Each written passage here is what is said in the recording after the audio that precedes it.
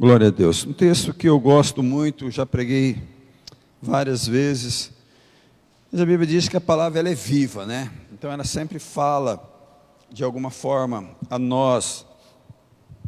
Capítulo 32 do livro de Jeremias.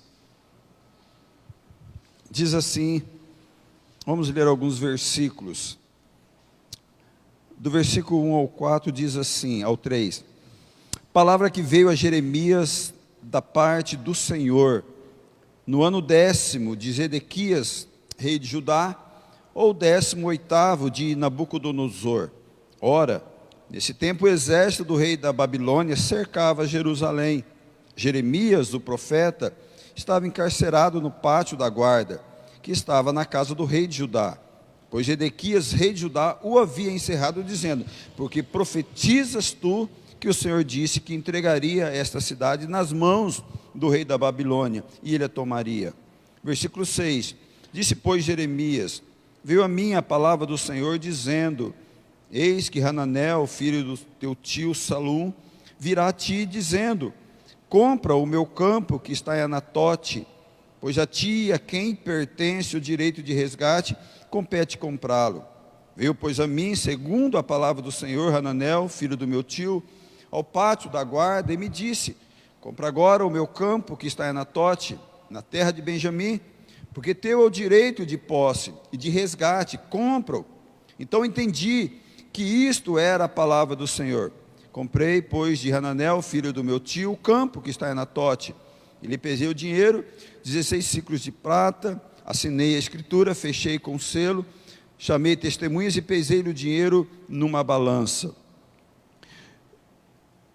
Tomei a escritura de compra, tanto a selada quanto, segundo mandar a lei, os estatutos, com uma cópia aberta, dei a Baruque, filho de Nerias, filho de Maceias, na presença de Hananel, filho de meu tio, e perante as testemunhas que assistiram à escritura da compra, e na presença de todos os judeus que se sentavam no pátio da guarda.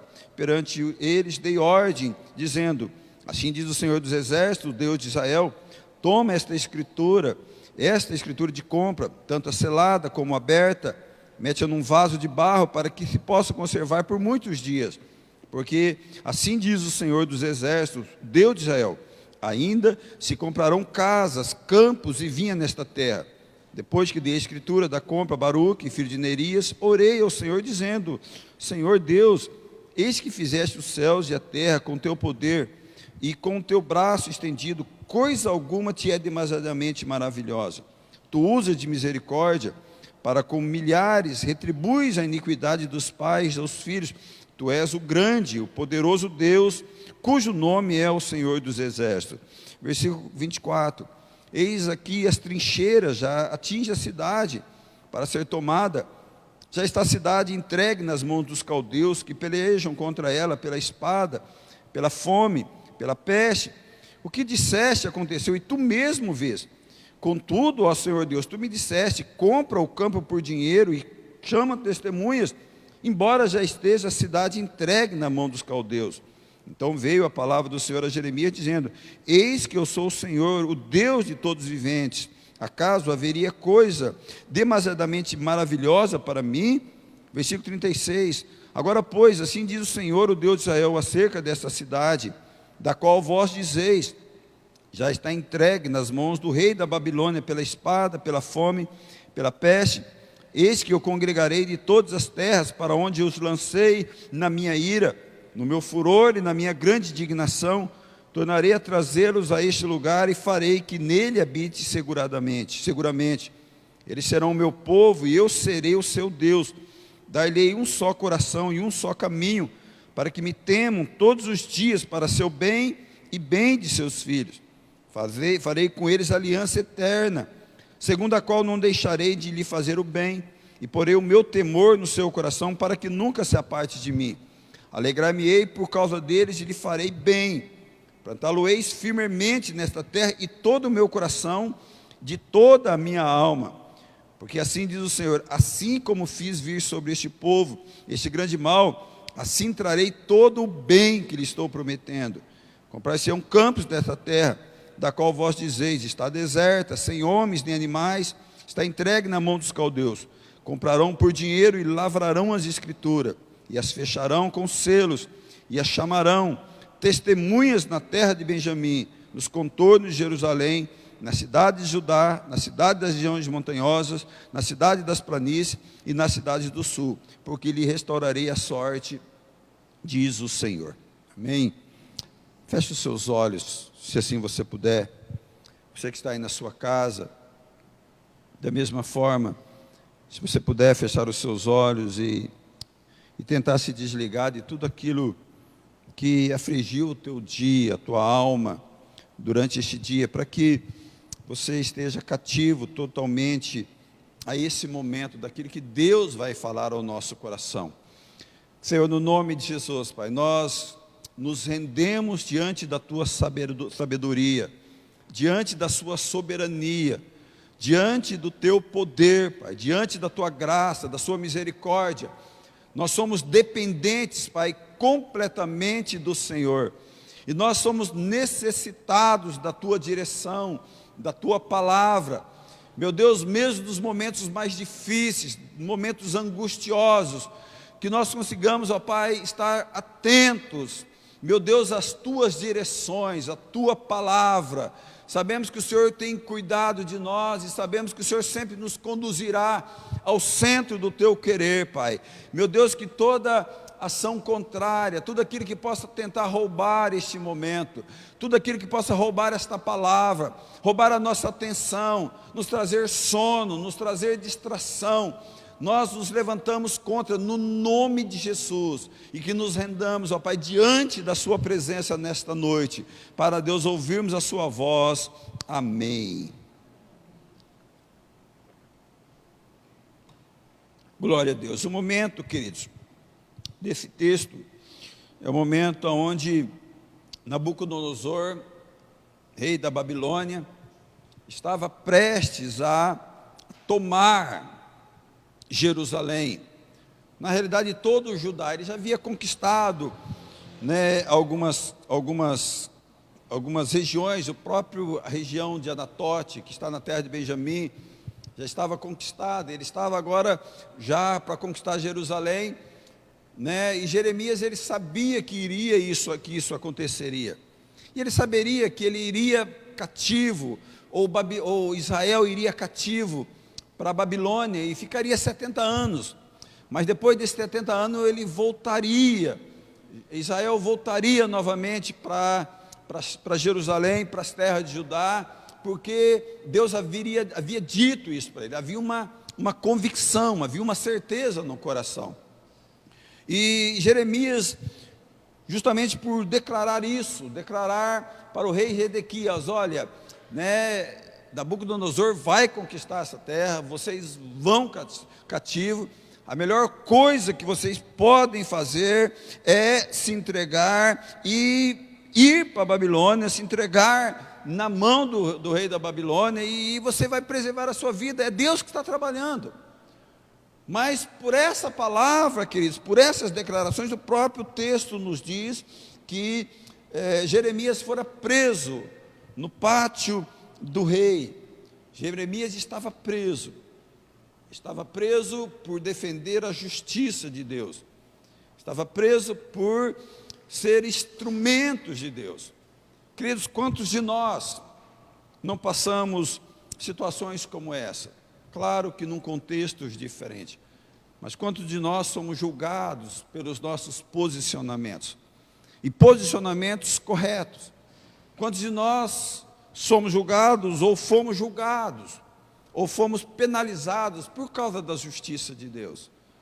Quantos de nós somos ou fomos julgados por decisões de escolher estar com Deus? Quantos filhos que são julgados pelo pai por dizer assim: eu quero amar a Deus, eu quero servir a Deus, eu quero andar na presença de Deus?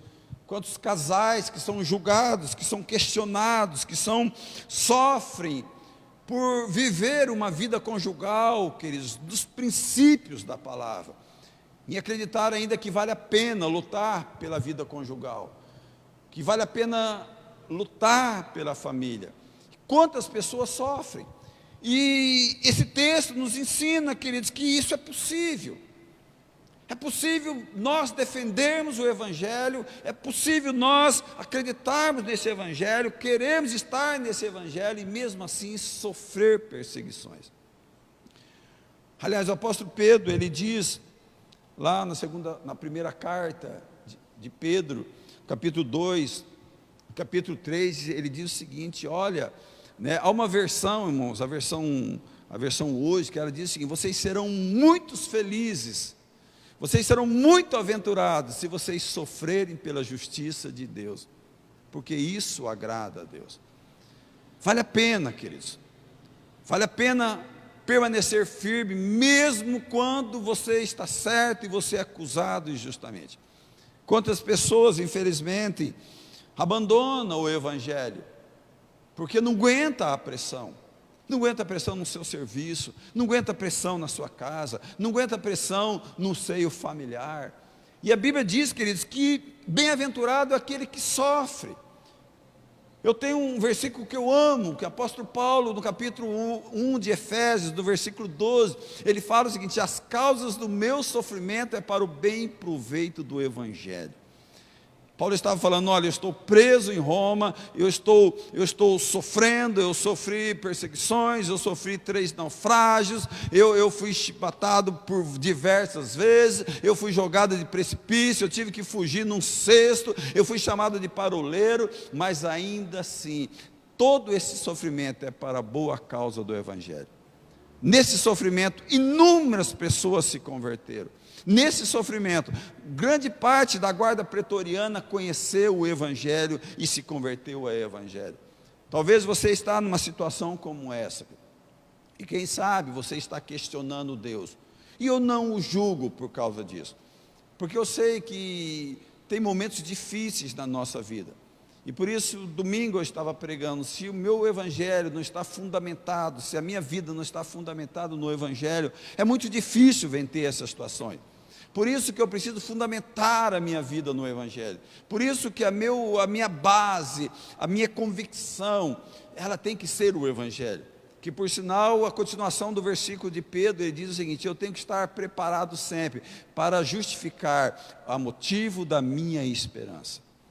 Eu estar sempre preparado para dizer o porquê que eu sofro por Evangelho, porquê que mesmo quando eu sou perseguido, mesmo que eu faça tudo diferente daquilo que o mundo está pregando, isso me alegra, porque eu tenho uma certeza do porquê eu estou fazendo isso. Talvez você está sendo perseguido, queridos. Talvez na sua casa você está chamado de crente, de fanático. Eu não estou falando para nós perdermos o equilíbrio do conhecimento e da oração, porque se eu conhecer a Bíblia demais e não orar, eu vivo um legalista. Se eu orar demais e não conhecer a Bíblia, eu posso virar um fanático. E esse equilíbrio, mas muitas vezes nós somos julgados por isso. Muitas vezes nós somos aprisionados no nosso ambiente de trabalho. A gente sofre por fazer as coisas certas. A gente sofre por não compartilhar com as imprudências, com os erros. Mas, irmãos, há um Deus que nos alegra. Há um Deus, irmãos, que fala, vale a pena isso. Há uma promessa, há uma bênção.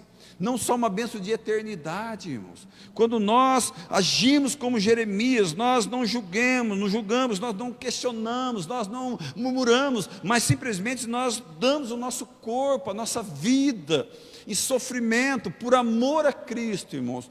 Há uma bênção, irmãos, e há uma bênção nesta terra. Isaías disse: se nós quisermos e nós ouvirmos, nós comeremos o melhor desta terra.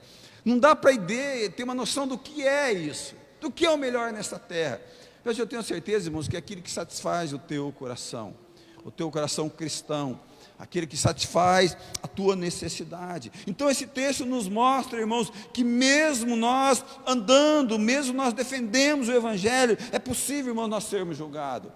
Mas mesmo em momentos como esse, irmãos, Deus fala conosco, e nós precisamos estar sensíveis. Por isso, irmãos, nós temos que olhar esse momento de perseguição, essas lutas, essas dificuldades, né? Seja gerado pela pandemia, seja gerado por qualquer outras questões, eu não me distanciar, eu não julgar, eu não murmurar, eu não abandonar, porque nesses momentos, irmão, Deus vai dar direção, porque Deus fala, Deus dá discernimento, Deus nos mostra o que fazer, porque Deus sabe todas as coisas. Deus, Ele conhece, irmãos, a saída das tuas dificuldades. E eu preciso estar sensível, eu preciso estar atento para ouvir Deus, olhar, viver um momento de sofrimento, de tristeza, mas mesmo assim suportar, porque Deus, Ele vai falar ao teu coração. Deus, Ele dá a resposta, queridos. Deus dá orientação. E sabe, você acha, Deus, Ele não está falando, Deus, ele não está atento ao meu sofrimento, Deus está alheio. Não, irmãos, a Bíblia diz que Ele fala. Quem sabe nós não estamos conseguindo ouvir, quem sabe a nossa mente está tão vagueando, tão preocupado, que às vezes nós não conseguimos ouvir aquilo que Deus tem. E Deus, Ele fala, Deus, Ele direciona. Ele fala no momento de angústia de Jeremias, no momento de sofrimento, e ele fala, ele vem, e ele conversa, ele fala com Jeremias, ele dá uma orientação. Ele está falando, Jeremias, olha, o teu tio, o filho do teu tio, ele vai vir, Jeremias, e ele vai pedir para você comprar uma propriedade, né? Uma propriedade num lugar que já está invadido, numa propriedade, num lugar que o inimigo já estabeleceu. O inimigo já findou os seus pés. E Jeremias, ele consegue ouvir Deus, queridos. Ele consegue estar atento. Por isso que nos momentos da dificuldade, das perseguições, meu irmão, eu tenho que estar firme. Para quê? Para ouvir aquilo que Deus tem. Por mais que aquilo que Deus nos fale parece absurdo. Porque a ideia do texto, aquilo que Deus falou para Jeremias, é algo aparentemente absurdo. E vem um sobrinho dele, ele fala, ô meu tio, olha, é o seguinte, eu quero que você compre aquela terra que está em Anatote, né? O cara não é nada bobo, né? Ele sabe que ele vai ser levado cativo, ele sabe que aquilo ali o inimigo vai pegar, e ele tenta aproveitar da situação, né? Mas Jeremias sabia que era Deus que estava falando, e Jeremias, irmãos, ele compra. Por que Jeremias ele compra? Porque Jeremias, irmãos, sabia. Jeremias, ele tinha intimidade. Jeremias, ele sabia, irmãos, o que haveria de acontecer. Jeremias, ele sabia que por mais que aquela situação estava estabelecida, haveria uma alegria do amanhecer, haveria um momento onde Deus, ele viria e ele interviria naquela situação, ele traria a vitória, ele traria o desfecho agradável ao coração dele, ao coração de Israel, porque essa é a realidade, irmãos. Essa é a realidade. O nosso sofrimento, irmãos, não é eterno. O nosso desespero, irmãos, ele não é eterno. Vai chegar um momento, irmãos, que a alegria vai chegar. Vai chegar um momento, irmãos, que a resposta de Deus, Ele vai chegar. Por quê? Porque Deus tem promessa. Deus tem promessa para mim. Deus tem promessa para você, Deus tem promessa para a sua casa, Deus tem promessa para a sua família, Deus tem promessa para a tua vida profissional, Deus tem promessa, irmãos, para o seu ministério. Você pode estar passando dificuldade, mas quando essa dificuldade, irmãos, ela não me abate, e eu ouço Deus, irmãos, eu sei que Deus, Ele vai vir com a resposta. Estou cuidando de uma pessoa, queridos, que foi muito ferida com o Evangelho.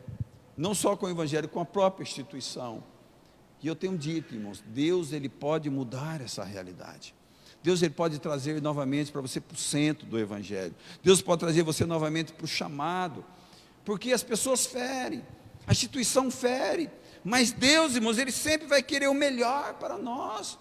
Deus, Ele estava falando para Jeremias, você pode comprar, Jeremias, porque eu vou trazer resposta. Não é errado, irmãos, nós questionarmos Deus. Não é errado, irmãos, nós chegarmos para Deus, Deus, seja mais claro o porquê disso. Porque Jeremias, irmãos, ele é o primeiro ponto, ele ouviu, ele comprou, ele agiu, mas depois ele falou, Deus, me explica como que é esse negócio, né? Ele fala: ó, Senhor, as trinceiras já atingem a cidade para ser tomada, essa cidade já está entregue nas mãos dos caldeus que pelejam contra ela, o que disseste aconteceu e tu mesmo vê. Contudo, Senhor Deus me disse: compra o campo do dinheiro e chama testemunha, embora já esteja a cidade entregue nas mãos dos caldeus. Sabe, irmãos, não é errado você buscar clareza daquilo que Deus. Eu não estou falando, irmãos, que a gente tem que tudo que falar e fazendo, até porque nem sempre é Deus que está falando. Às vezes o homem ele pode falar e sem ser Deus que está falando. Mas se há dúvida, se há questionamento, se é de Deus, fale com Deus, irmãos. Você tem acesso. O William começou a abertura com Atos 8:12 e 4:12. 4:12, né? Não há outro nome, irmãos, a qual possamos ser salvos, mas não há outro nome também, irmãos, a qual nós possamos, irmãos, falar com Deus através dele, porque ele é o caminho, é aquele que nos ouve, aquele que nos direciona, aquele que você pode chegar nele e falar: Deus, o Senhor está falando para mim lutar pelo meu casamento, mas Deus, o meu casamento já está destruído, né? Aquele marido ou aquela esposa, e você fala: Deus, como que é isso? Fala comigo, irmãos. Deus ele vai apacentar o teu coração, ele vai alegrar o teu coração, ele vai te capacitar, ele vai te dar forças para você lutar um pouco mais. Você questiona: Deus, eu sempre fui dizimista, eu sempre fui fiel, eu sempre me entreguei na tua obra, eu sempre me entreguei com toda intensidade.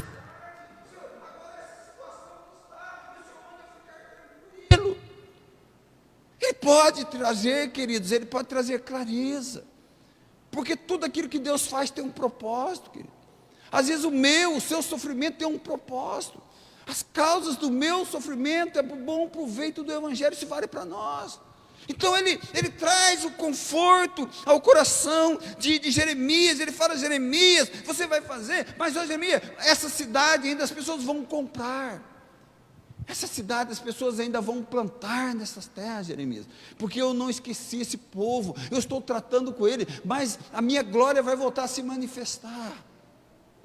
Então Deus ele traz conforto, queridos.